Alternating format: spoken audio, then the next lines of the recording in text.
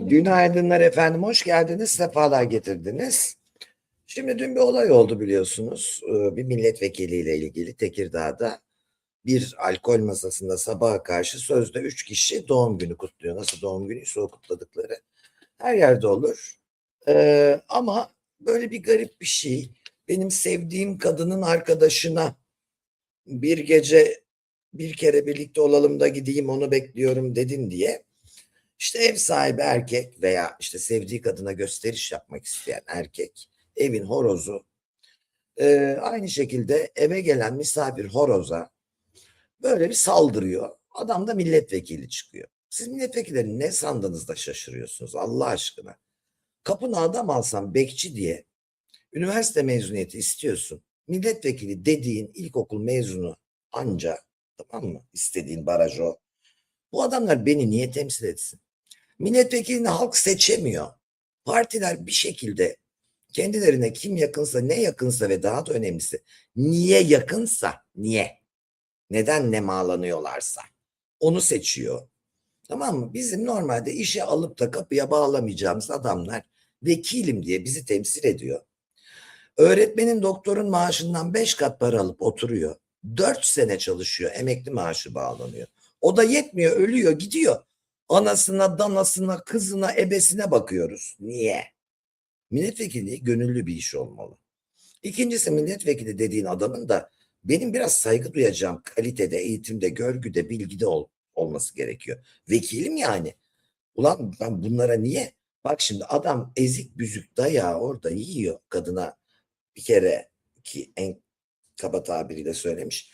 Ama milletvekili şeyini gösterirken kimliğini böyle kabarıyor polise. Utanacağı yere kabarıyor. Rezil bunlar ya. Başka hiçbir şey değil. Bu benim vekilim falan değil. Bunun vekili direkt düşürürsün yani. Orada masadaki adam da ayıp etmiş. Kovarsın, defol git lan dersin. Birini dövüp videoları almak falan geçti bunlar. Ne yapıyorsunuz siz ya? Ya kafanız ne kadar güzel Allah aşkına. Birini darp ediyorsun, videoyu alıyorsun. Ortada iki karı çığlık çığlığa. Sen orada o kadına hava atıyorsun. Horozlanıyorsun. Sen de suçlusun. Kadınlar da suçlu. Ulan o kadar alkol tüketilmişken sen dönüp adama bana ay bana nasıl dersin? Bir de körük veriyor. Bir tane orada bir kabarık etekli var uçuşan. Bir de adamları körüklüyorlar. Yani adamlara zorla birbirlerini öldürtecekler. Yani Allah böyle kadını da kimseye vermesin, böyle adamları da. Telefonunuzu nereye koyduysanız hemen bulacaklar. Tamam. İçeride mi? Arkadaşlar Çağır bunları. bizi aradı en son. Bu telefonlar telefon numarası varsa arasana mı? Hayır, bir dakika telefon mu? Dur orada. Geri çekil. Geri çekil. Polis. Polis bey. Çalıyor telefonu şu anda. Bak sese doğru git. Hayır benim çocuğum var. Kimse giremez. Tamam. Polis sadece. Bir dakika bakma. Hayır. Güzel kızım, çocuğun varsa evde alkollü adamlara sabaha kadar, gecenin 4'üne kadar alem yaptırmayacaksın en başında sen. Senin hangi zihinle adamlara 4'e kadar içittiriyorsun evde? Adamları toplayıp, belli kocan da değil. Sonra çocuğun var, kimse giremez. Bırak da polis girsin. Çocuğun içeride otururken o içeride adam öldürülüyor. Çocuğum var. Yeni mi aklınıza geliyor? Her türlü oynaşınız var. Her türlü alkollü adamı eve alıp sabaha kadar içirmeniz, rakı sofranız, çilingir sofranız mevcut. Ondan sonra çocuğum var, polis giremez. Asıl polis girsin de öbür herifleri at dışarı sen.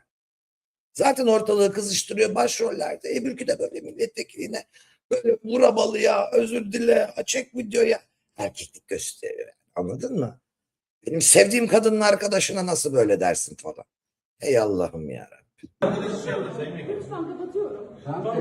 Telefonu kullanamam. Polis abi. Çocuğum var. Siz görmüyor musunuz?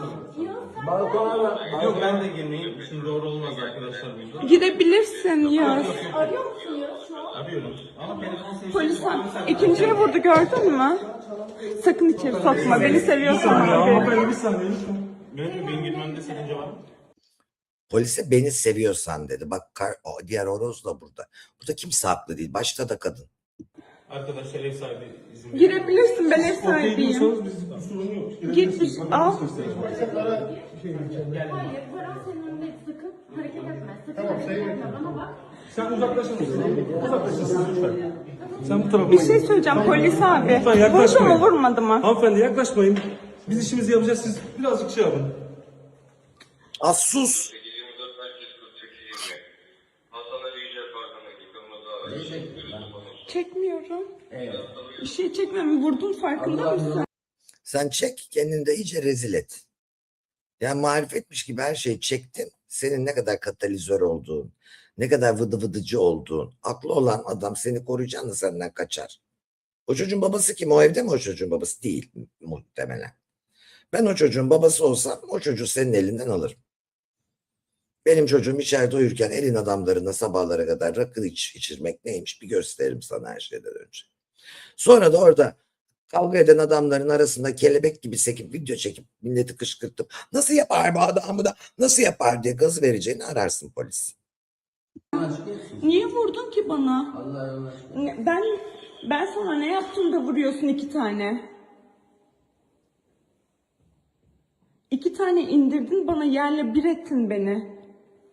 Dünyasının böyle bir Ne olursa olsun sen kudurdun anladın mı? Bana ikinciye niye vurdun?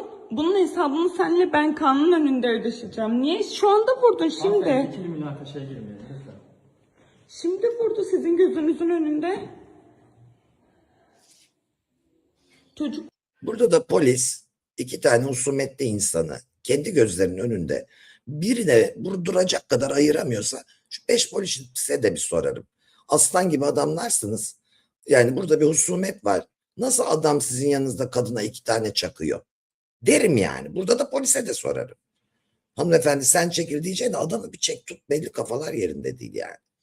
Hani kadın her ne kadar tahrik edici eylemlerde bulunursa bulunsun adamın vurmaya da hakkı yok. Hele içeride vuramamış polis varken vurması da bir garip.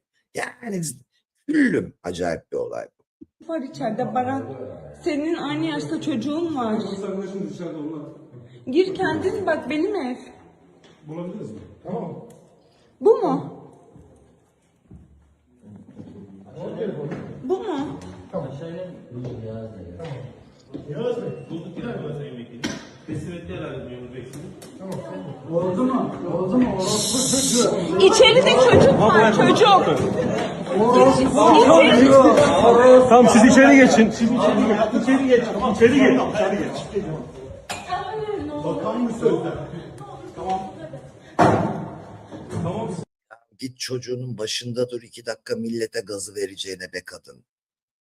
Çocuğun varken bak yavrulamakla anne olmak arasındaki fark. Eğer alemcilik istiyorsan anne olmayacaksın kardeşim. Eve herifleri doldurup yaş günü partileri düzenlemek istiyorsan anne olmayacaksın kardeşim. Tamam mı? Ha, kadınlığından mı vazgeçeceksin? Evet bir süreliğine kadınlığından vazgeçeceksin. Eğer nikahlı kocan değilse bu. Tanımadığın heriflerle gece 3'e 5'e kadar içersen başına bu gelir. Çok mu içmek istiyorsun? Sen git deplasmanda iç. Deplasmanda kutla yaş gününü. Çocuğun olduğu bu kart çıkınca aklına geliyor değil mi? Ya bunları da anlamıyorum. Bunlara annelik yakışıyor mu? Üzerlerinde durmuyor bir kere o kumaş. Yarın sabah haberlerde izlesin. Köpek. Anne Tamam, arıyor neden? be. Neden? Bana Ne bak. nedeni be? Ne nedeni? Ben kimim? Bakar mısın? Ben Şeleciyim. Ben... İsmi vermeme sus. Hayır bana bir baksana. Sen sus. Bırak. Sen sus. O bunu isim hak verme. ediyor. Biz oturuyoruz. Saç çekmiş bana ve bana. İşte beni taciz etti diyor coşmuş. Bu akşam bir kere olayım gideceğim demiş kadına. Kadın da böyle viyak viyak ortalığı kaldırıyor. Bu nedir ya? Bu kadının zaten tehlike yani. Bu herkesi kapıştırır yemin ediyorum size. Buyurun. Buyurun buraya. O vekil değil abi bu Ne evde. demek? Pardon. Bir şey söyleyeceğim. Pardon. Pardon. Hadi rezil olsun. Pardon. Buyurun. Buyurun. Hayır o bu evde şu an Ben vekil değil. vekil miyim değil miyim? Buyurun. Şu buyurun para deyişteki gurura bak. Onu al sen o kartı çerçevelet yani. Sen kimin vekilisin ya? İtin kopuğun vekili misin? Tabii toplumda öyle bir grup da var.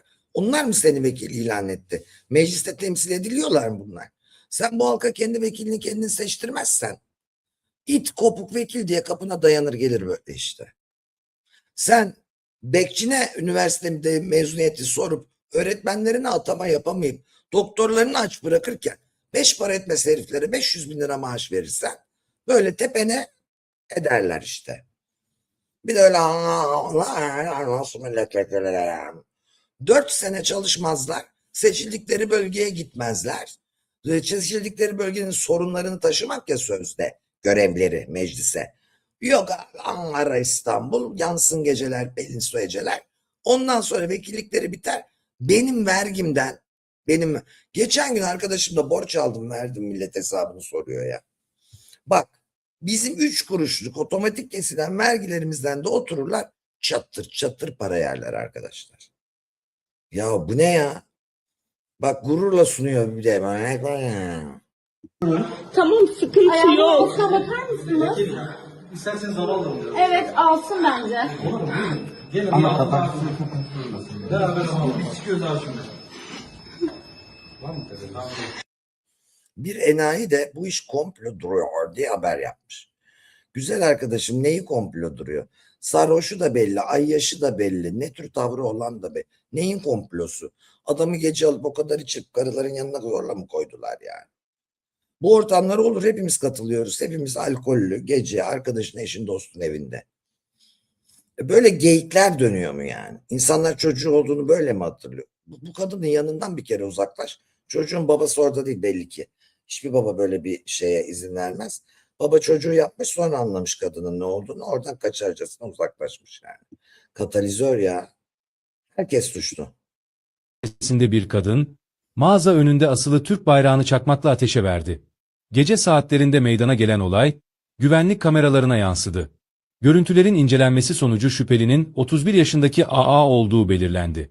Polis ekipleri tarafından yakalanan kadın gözaltına alınırken, olayla ilgili soruşturmanın sürdüğü bildirildi. Ve size güzel sahneye getireceğim.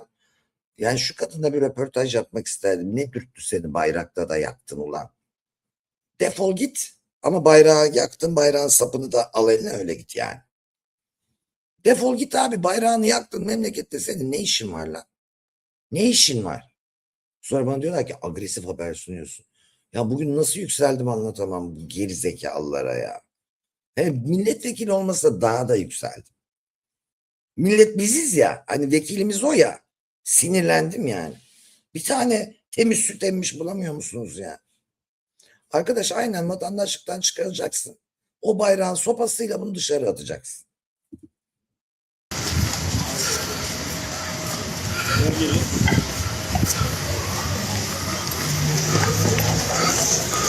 Neden böyle bir şey yaptınız?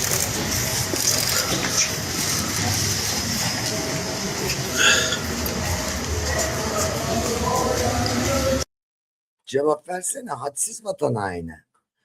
Aa bu kadın. Neden yapıyorsun bu işi? Benim ekmeğimi yiyorsun, benim toprağımda yaşıyorsun, benim okuluma gidiyorsun, benim oksijenimi tüketiyorsun. Neden benim bayrağımı yakıyorsun? Defol git. Millet bu topraklara gelmek için kapılarda, sınırlarda bekliyor. Hadi yüzerek sen de Adriyatik'i geç. Avrupa ülkelerine git bakalım sana ne yapacaklar. Seni kim ne yapsın, ne vasfın var senin? Buraya fazla geldiğini mi düşünüyorsun sen?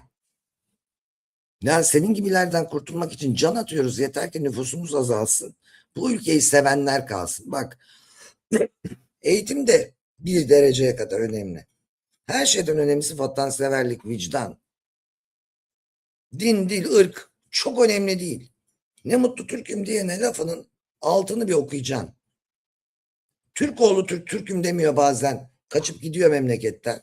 Ama bazen işte o etnik, mötnik beğenmediğiniz insanlar öyle bir Türk'üm diyor, öyle bir çalışıyor ki bu ülke için. Bunu görsen adam sanırsın. Eteğini giymiş, fıtı fıtı gözlüğünü takmış, okumuştur da bu. Bayrak yakıyor ama Muğla'da. Hayırdır güzelim? Anında sınır dışı bak. Bütün haklarından men, hatta bence benim vergimle yediği içtiği suya kadar geri ödetilsin. Bu vatanın bunlara verdiği en ufak değer geri alınsın. Sonra gel Mabel Matiz'e kardeşim. Müstehcenlik var senin şarkında diye soruşturma aç. Mabel Matiz'in ikinci soruşturması. Acıyorum bu çocuğa. Şimdi müstehcenlik Seda Sayan'ın falan da klibi var ha. güvenlik suçundan soruşturma başlatıldı ama bir şeyler söyleyecek misiniz? Bir saniye. Kim o? Diğer Arkadaş peki Mabel Matiz'e taktık da. Salla. Salla gülmemeler çağlasın. Kaytan bıyıklarımı nerelerine sürem? Entalisi ala benziyor, şeftalisi bala benziyor. Bak Türkiye türküleri bunlar. Bağa girdim, bağ budanmış. Bağ bülbül dadanmış. 15 yaşında da Nazifede Hanım kimlere aldanmış. Burada budanan bağ değil yani. Anlamışsınızdır neyin budandığını, kimlere aldanıldığını. Şunu demeye çalışıyorum. Ya vurun abalıya yapalım Mabel Matiz'e hep birlikte istiyorsanız da. Bu türküleri ne yapacağız? Kaytan bıyıkları nereye süreceğiz? Bala benzeyen şeftali, çağlayan gülmemeleri nereye koyacağız? Bütün bu yazarları, ozanları, Türk halk müziği bestecilerini tutup götürelim mi? Vuslatına ermek için bak vuslat diyor adam. Değil mi? Dur. Neydi o? Söyle perişan olayım. Neyine ermek için söyle perişan olayım. O da cinsellik yaşamak için. Söyle perişan olayım. Mutluluğuna ermek için söyle perişan olayım. Yani aslında ihsas etmekle işte gel canım çekti öpeyim seni demekle arasında çok korkunç bir şey yok.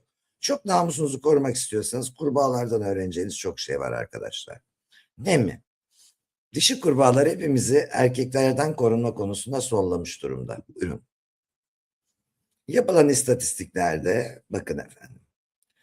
Dişi kurbağalar hoşlanmadıkları erkeklerle birlikte olmak istemediklerinde resimde gördüğünüz ölü taklidini yapıyorlarmış. Aferin lan size. Ama bilmediğimiz bir şey var ki bizim dişi kurbağalar bakın dişi kurbağalar erkekleri beğenmiyorlarsa ölü taklidi yapıyorlarmış böyle. Çok mantıklı değil mi? Ama Türkiye'de bunu yapsan ölü de dinlemez bizimkiler yani taciz edeceklerse. Ya büyük söylemiş olmayayım da hani damacana hadisesini hatırlatmak zorunda kalırım yoksa. Bu gerçek bir olay arkadaşlar. Dişi kurbağalar cinsel ilişkiye girmemek için erkek kurbağalarla ölü taklidi yapıyormuş. Erkek kurbağaların da bir gururu, bir onuru var ki erkek insanlara nazaran böyle baygın aygın dişisini görünce hiç olmazsa dokunmuyor. Bizimkilerden farklı olarak. Yani bravo dişi kurbağaların zekasını tebrik ediyorum. Bir daha da kimse gelip bana kurbağalar aptaldır filan demesin abiciğim.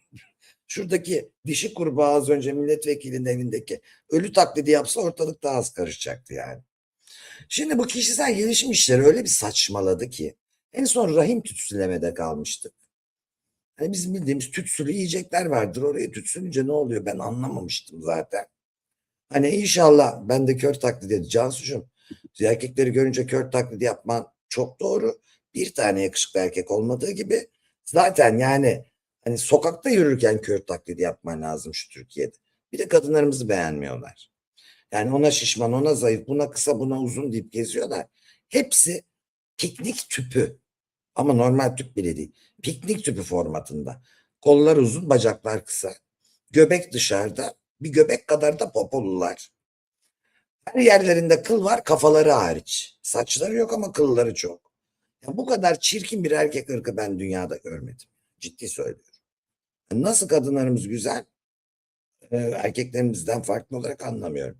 Şimdi gelelim mütsülemelerden hiç anlamadığım havuzun üzerinde dünya para verilip eline de bir tane çimen suyu alıp yeşil ne varsa sıkıp içiyorlar orada.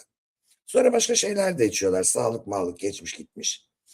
Ondan sonra oturmuşlar arkadaşlar. Bilmem ne terapisi artık. Ses terapisi diyor da ben sörf tahtasıyla havuza gireceğim.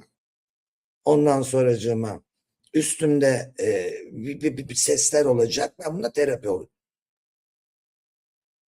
Kafana sörf tahtasıyla vurayım daha kolay terapi olursun. Bir bayılırsın uyuşursun hiç olmazsa ya.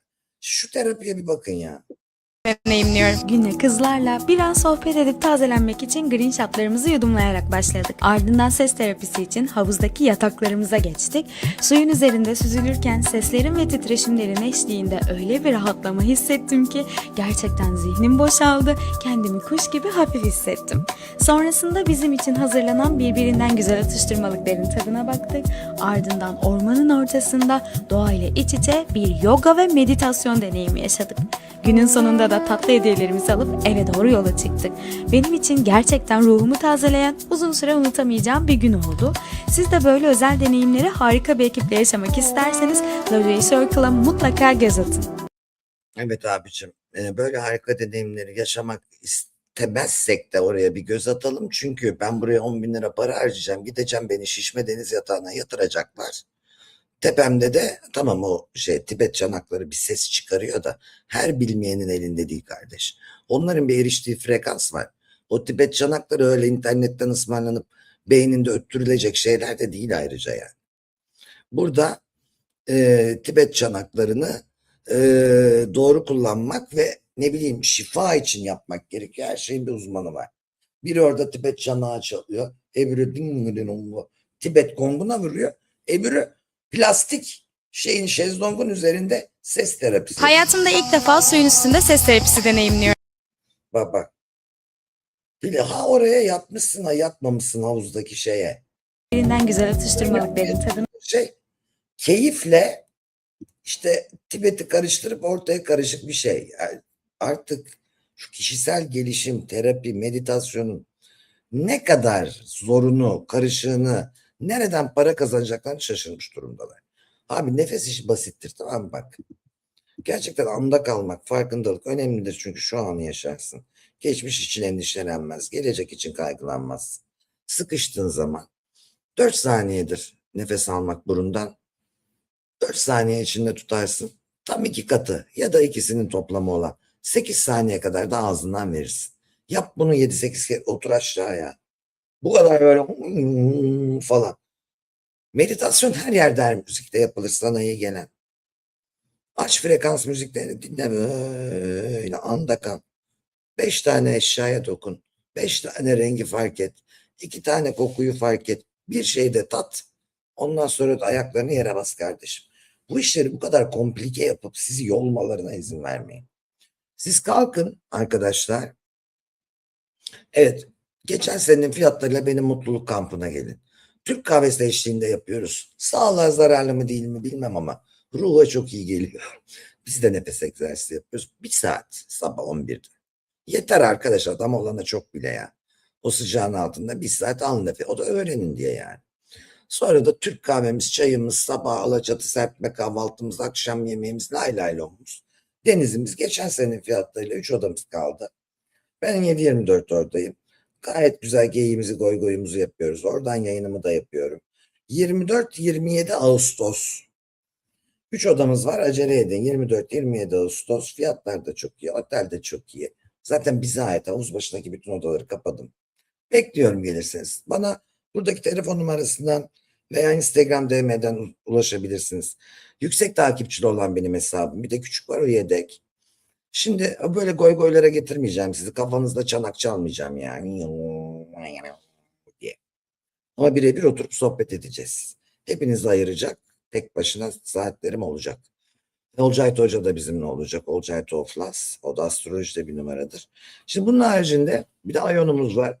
Sabahtan beri söylüyor burada sağ olsun benim Meloş'um. Bizim Ayon grubunun o. Bir yandan örgü örer, bir yandan Zoom'a katılır. Ayon sayesinde 500 çanta ördü, yemin ediyorum. Çünkü bizim Zoom toplantıları bitmiyor. Her akşam var, 3 saat sürüyor en az. Sonra da sohbet etmek için kalanlar oluyor. Vakti olan, sabah erken kalkmak istemeyen. Hepsine katılmak zorunda değilsiniz. Ama her gün çok enteresan bir konu var. Yalnızlık çağından tutun da işte öfke kontrolüne kadar, endişeniz sizi tehlikeye atacak boyutta mıdan yerinde bilmem ne kadar 1001 tane soru. Şimdi bunların hepsinde birlikte orada konuşuyoruz. Her gece ayrı bir şey. Gerçekten birbirimize şifa aldık. Çok değerli insanlar var. Avukatlar, doktorlar, ne bileyim mali müşavirler, yurt dışından insanlar. Dünyanın dört bir yanından başvurabilirsiniz tabii. Online çünkü. Bir de şehirlere de böldük. Onlar fiziksel de görüşüyor. Ama WhatsApp numaranızla başvurun. Çünkü aramam normal operatörden ona göre. Ayda 1.000 lira, yıllık peşin. Bir parfüm parası bile değil, 30 gün her gün bir yaşam biçimi olacak Ion sizin için, onu söyleyeyim. Hele yalnızsanız, kendi arkadaşlarınızdan sıkılmışsanız, çevre değişikliği istiyorsanız, buluşacak, kapınızı çalacak, hatırınızı soracak yeni insana ihtiyacınız varsa, kendisini sizin gibi sosyokültürel anlamda geliştirebilmiş insanlarla buluşmanın yoludur bu. Faturalıdır, resmidir, bir eğitim kuruluşudur, şirketidir efendim. Kapalı bir gruptur. Bekliyoruz başvurularınızı. Onu da bu telefondan başvurabilirsiniz ya da buradan başvurabilirsiniz. Saygı ve sevgimle kalın. Bugünlük bu kadar. Bugün tabii her gün goy goy goy goy goy yapmıyoruz.